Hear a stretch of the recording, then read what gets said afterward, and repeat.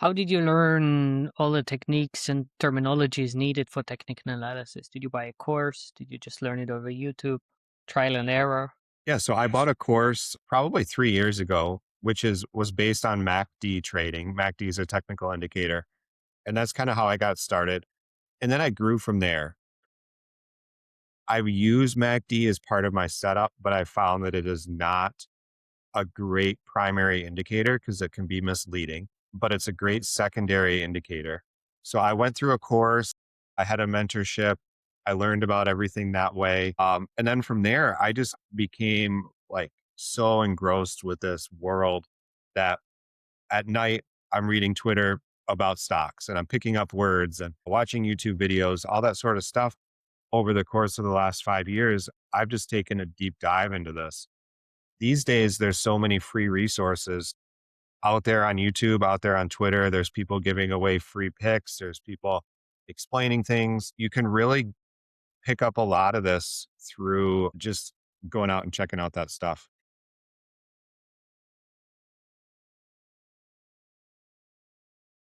Yeah. Yeah, I bought Tesla and I wanted to go up, and now I just follow everybody who's saying, okay, it will go up. But it's also good to read the bears as well. And Tesla is an extreme example because people are very emotional with this stock. There are, of course, others which are more where there's less emotion in there because, yeah, it's not that founder driven and it's more really about the fundamentals and determine. Yeah. I love that point because you have to be really careful on who you follow because there are people who are perma bulls for certain things.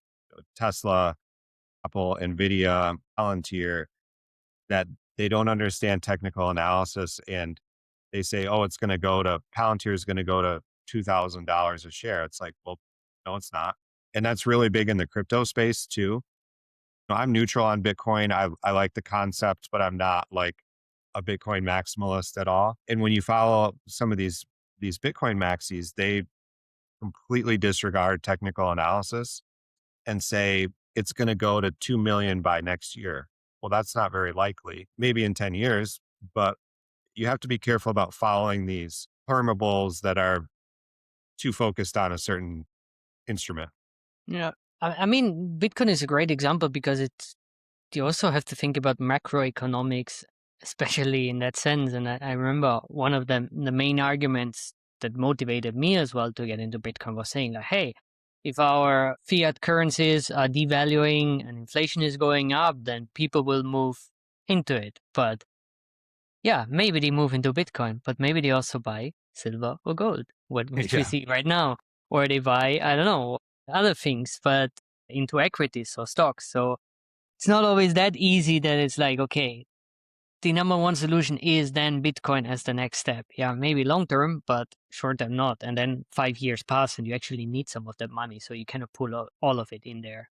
Yeah. Yeah, it's interesting to stay sane in that setup as well. I mean, you have to curate your knowledge network. We've done that actually in our course as well, where we start with all the basics, where we explain what's a stock, what's a bond. But one key chapter is about knowledge management as well. I assume you yourself, and I also I change and switch some of my channels. I have some channels that are good to follow, other then I take a break from them and I go back to them at a later stage. So I don't get red pilled by just one idea and then just Yeah. follow that. Right. Pretty great, Josh.